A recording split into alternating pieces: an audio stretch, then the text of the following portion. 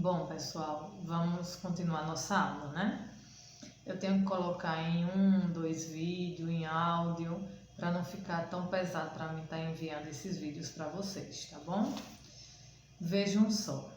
Eu quero começar esse segundo vídeo parabenizando o aluno Rafael, o aluno Wellington, o aluno Gabriel e a aluna Vitória, tá?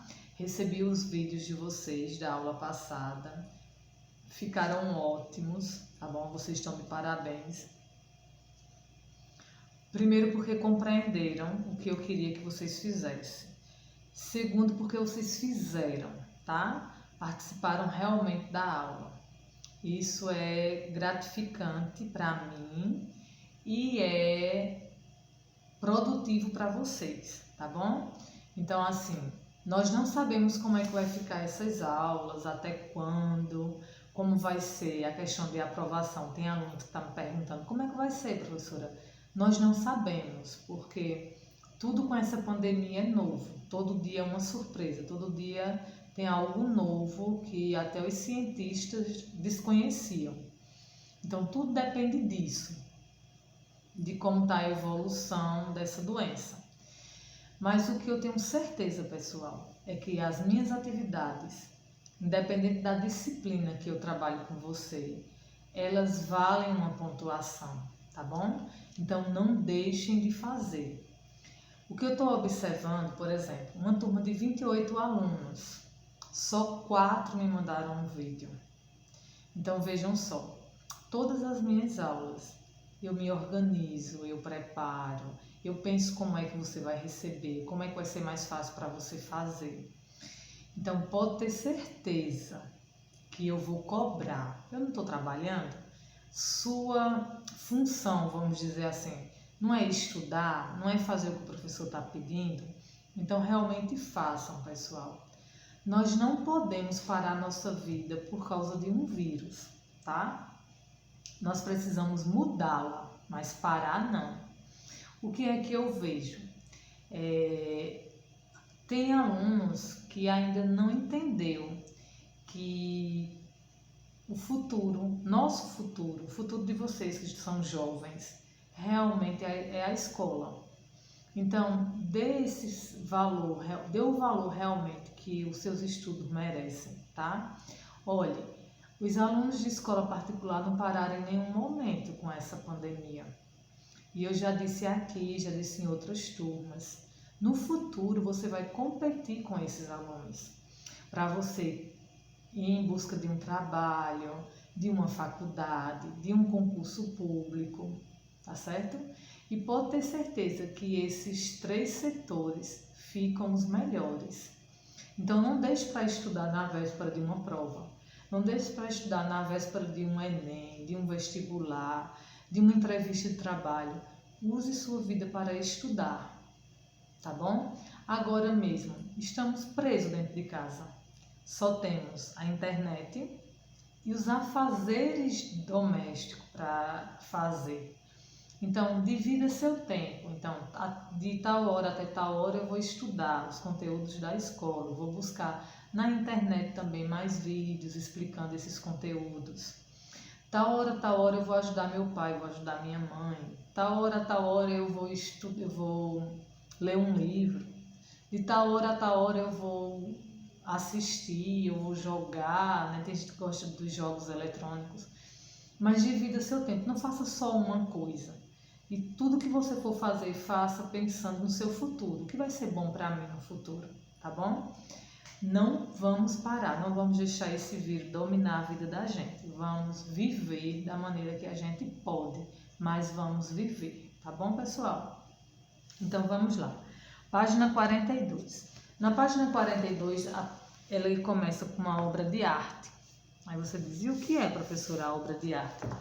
É esse quadro aqui, ó, tá? Ó, esse quadro. É um quadro do autor, veja.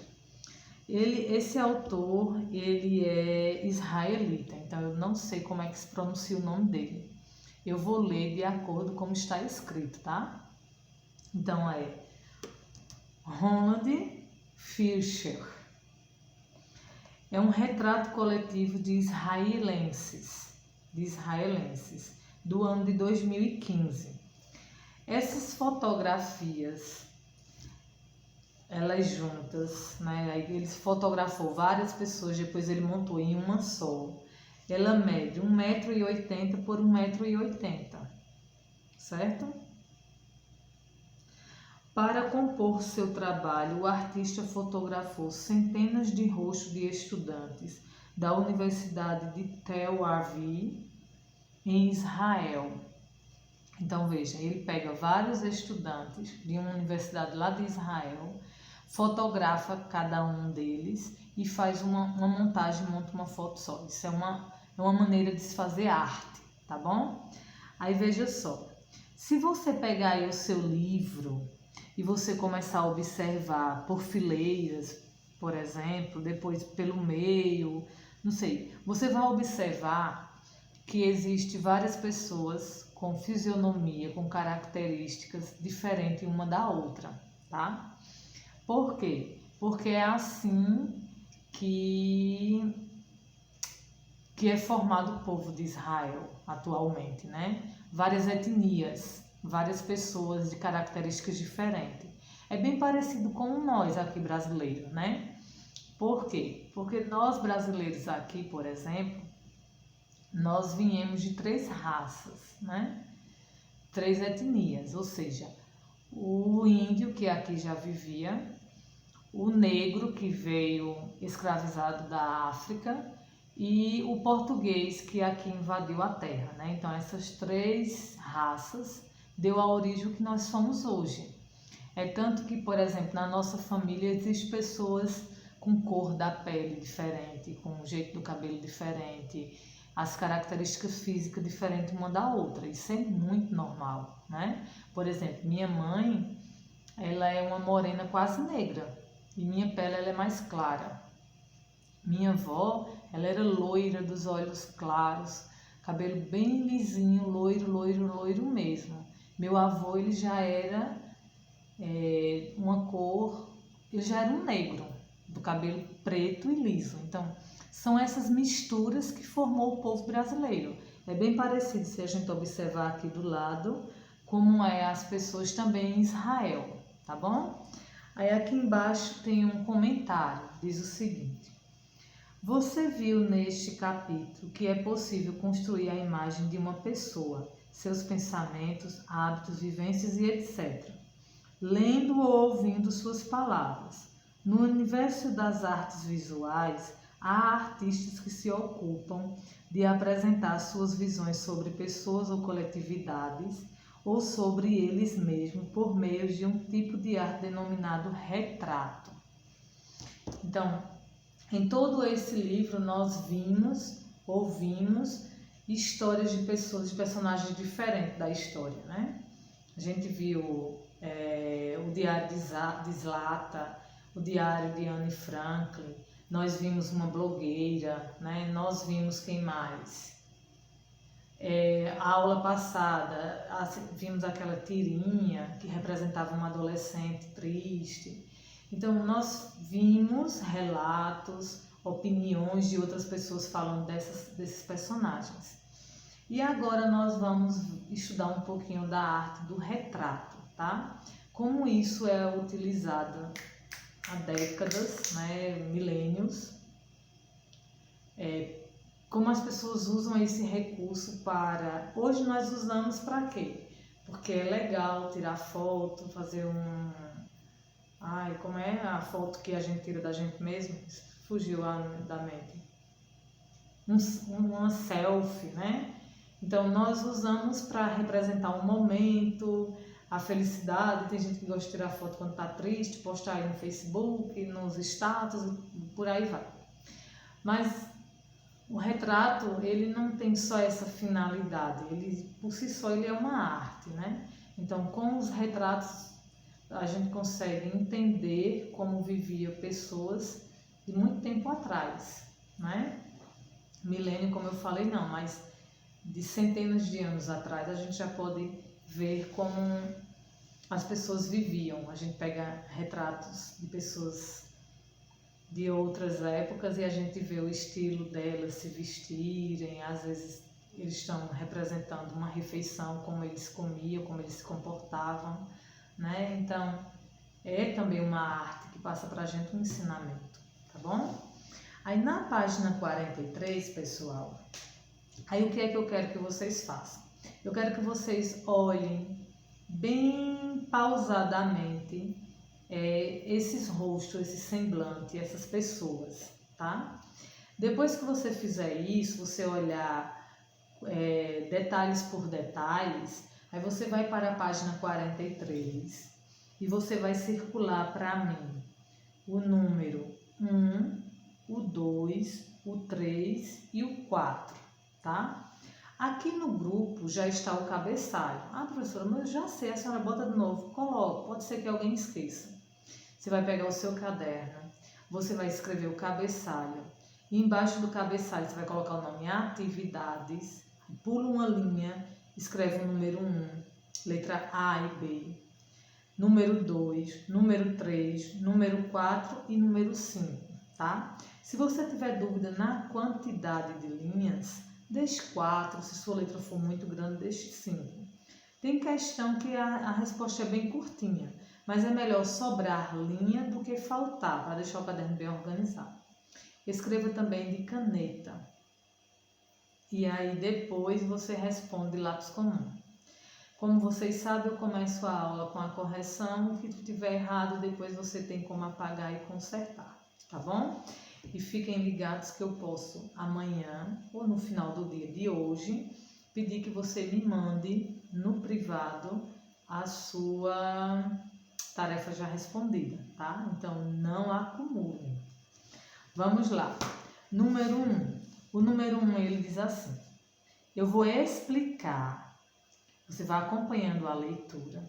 Depois você vai responder, tá? Eu não posso dar dicas da sua resposta. Eu quero que você reflita, olhe as fotografias, pense na pergunta, escute a minha explicação e responda, tá bom? Ele diz assim: as fotos de Fischer reproduzidas neste livro foram expostas em tamanho grande em um museu de Israel. Então, ele tirou as fotos, fez a montagem e colocou ela em uma foto grande em uma parede em um museu que tem lá em Israel, tá? Pronto. O número 1 primeiro ele dá essa informação. Aí agora ele vai para a letra A. A partir da letra A é que ele começa a perguntar, tá? Aí ele diz assim: o que esse tamanho oferece ao espectador? Então, imagine esse trabalho aqui, tá? Esse trabalho de Fischer, de um tamanho grande. O que é? Aí a pergunta é: o que ele oferece ao espectador? O espectador é quem está lá, vendo, assistindo aquela imagem, né? Ele oferece o quê? Ora, ele oferece possibilidades para a gente ver com mais detalhe toda a obra dele, né? Então, como era que você ia colocar isso com suas palavras? Vamos lá. Letra B. Você diria que o tamanho da obra influencia o impacto que ela terá sobre os visitantes de uma exposição? Sim, né, minha gente? Eu disse que não ia dar a resposta, já estou dando a resposta. Isso é um grande defeito meu. Mas vejam só. O tamanho de uma obra, realmente, o impacto é diferente, né? Uma coisa é eu assistir, por exemplo, uma aula em um celular e assistir uma aula no telão, não é?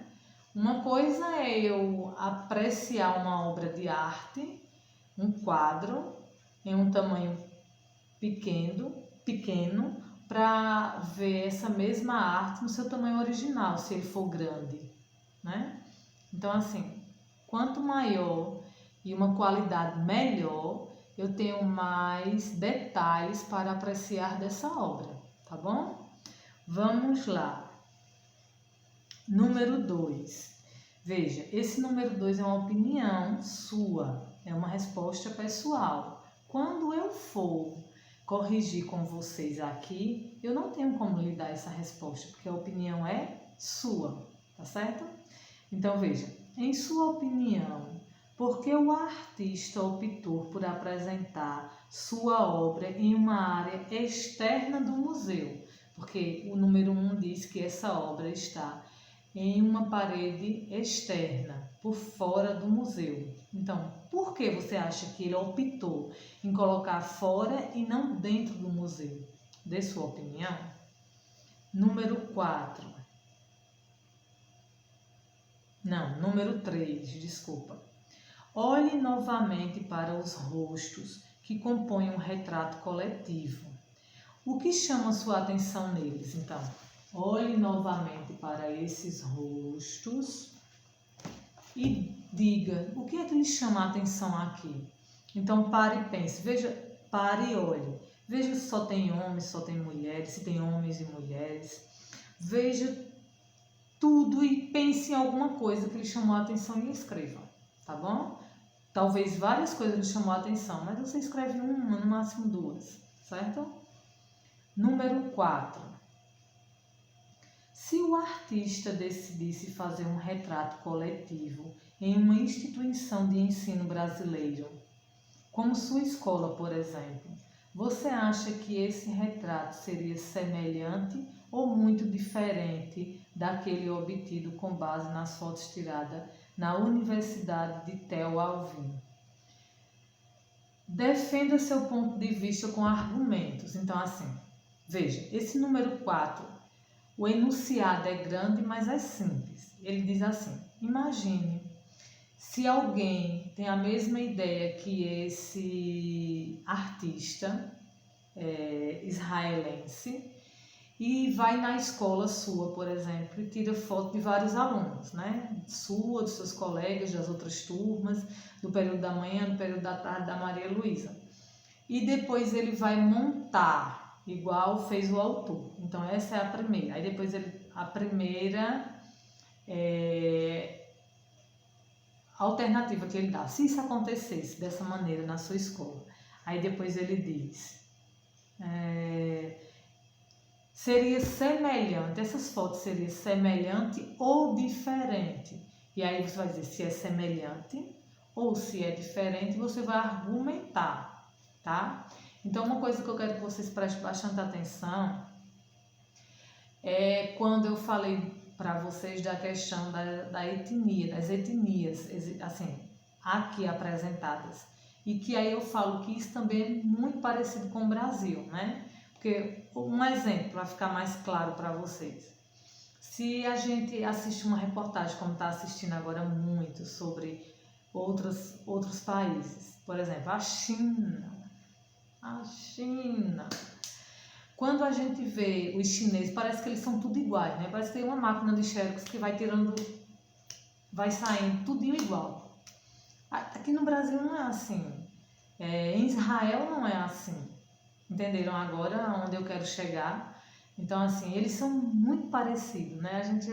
Os pequenininhos é tudo igual, os maiorzinhos são todos iguais, daquele tamanho. E, assim, as características físicas deles é muito parecido, que é muito diferente da gente, né? Então, eu dei exemplo que minha mãe tem a pele bem mais escura do que a minha. Eu e meu irmão temos características também diferentes. Meus 2 filhos são diferentes um do outro. Isso não acontece na China, mas acontece no Brasil e a gente viu aqui que também acontece em Israel. Aí eu quero que você pense nisso e faça a sua resposta do número 4, tá bom? É claro que na nossa escola, uma grande diferença que ia ter era da idade, né? Aqui são adultos que já estão na universidade e aí na escola são adolescentes, pré-adolescentes e adolescentes. Mas não era nesse sentido de idade, mas sim da questão física, como seria, tá?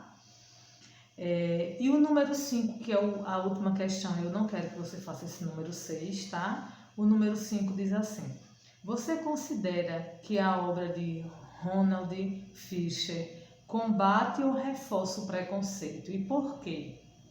Né? Preconceito racial, preconceito etnia, da etnia aí, tá?